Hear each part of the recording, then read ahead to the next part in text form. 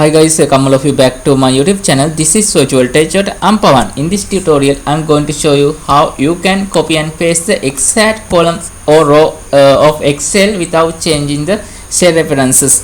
When it comes to here, you can see I'm going to copy and paste these two rows and columns into another locations, and it won't work because this cell references are changing. When I'm going to copy this shell into here, you can see that shell references have changed. So how you can copy the exact formula and paste into another shell or column to get those data into another shell or column without changing the data.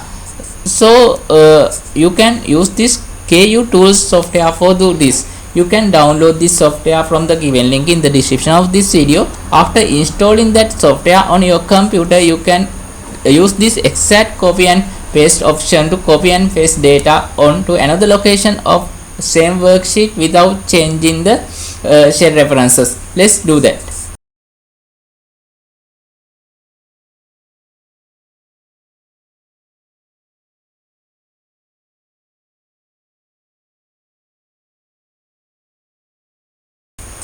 So when it comes to here, you can see I have copy and pasted these formulas into here very easily without changing any shell references.